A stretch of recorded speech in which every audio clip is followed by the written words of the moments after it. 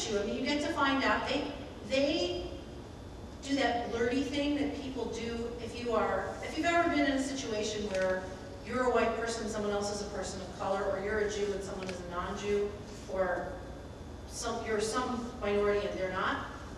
You're a minority and they're not in this particular situation. They will sometimes say, oh, you're from the XYZ group. Blurt out, blurt, blurt, blurt, all my prejudices, blurt, blurt. And then you're like, that's nice. Don't know what to say. So, yeah, that does happen in some families. I don't think it's not the experience that people write about the most on our site, because they usually figure out how to negotiate it and navigate it more easily than the parenting stuff.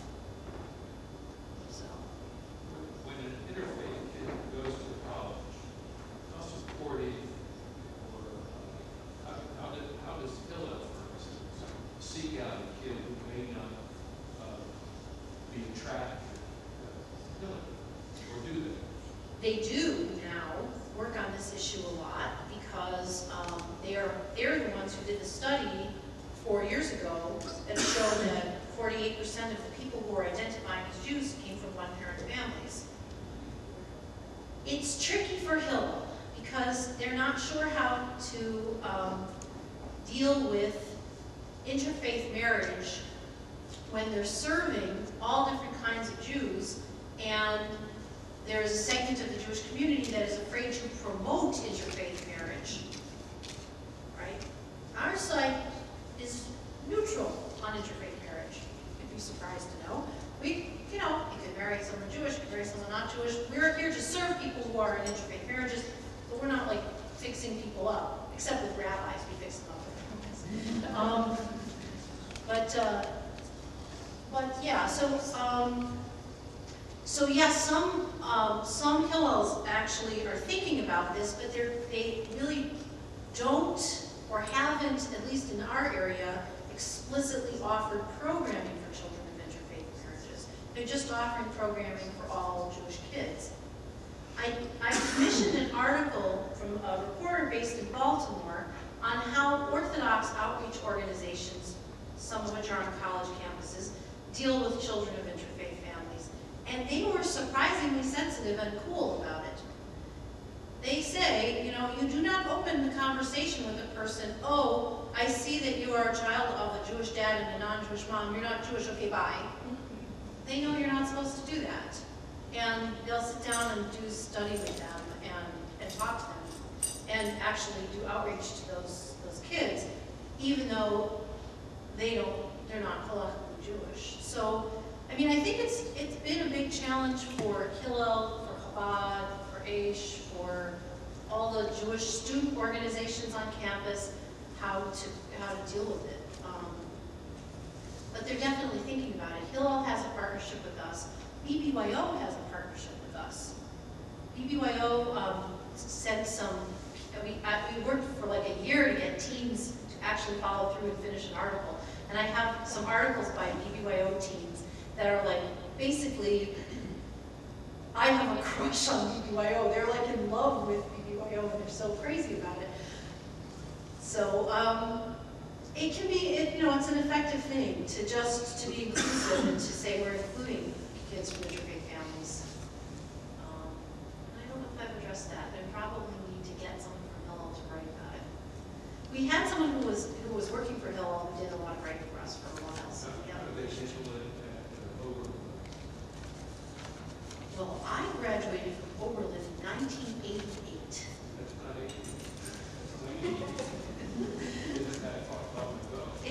It is kind of, actually. I graduated from college 20 years ago, so I don't actually know how they handle it. And when I was in college, I don't think that there were quite as many children of interfaith families in the Jewish community. For one thing, the patrilineal descent decision in the Reform movement happened in 1983. So it was like 5 years before I graduated from college. So I don't know. My son graduated from Heights like you did and went to Oberlin. And I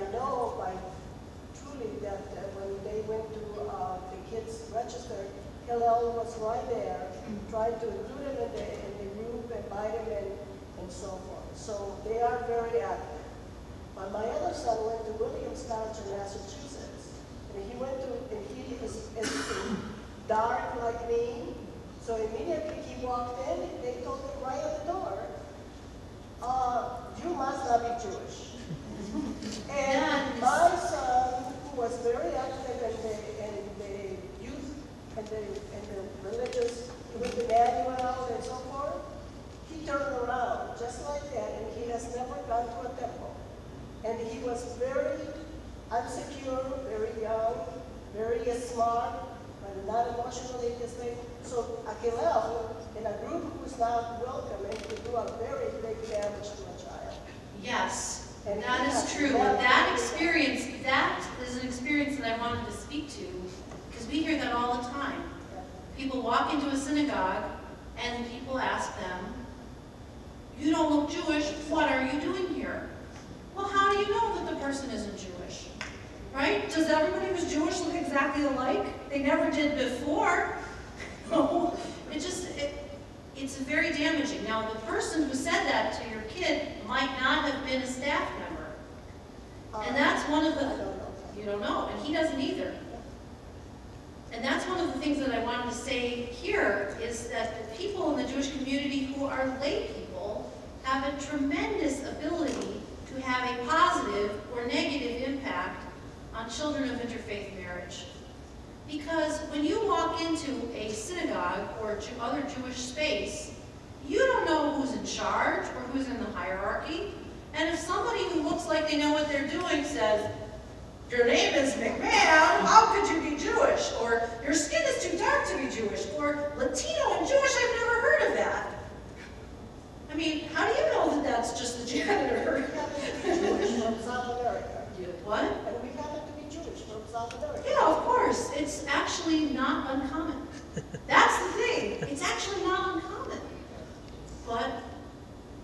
But nobody, you know, we've made Jews of color really invisible. So that's one of the things that I'm trying to do on the site, is actually provide more resources for Jews of color. Even though that's not our main mission, and even though many Jews of color aren't in interfaith families. What? We don't consider ourselves Jewish of color. Right. No, the reason that I use that. South America is not Jewish of color. Well, the reason that I use the term Jews of color is that I am trying to serve the population who is being targeted as you're not Jewish. I'm South African, my husband is African. Yeah. You know, that's Yeah, it's a weird. mixed couple. That's a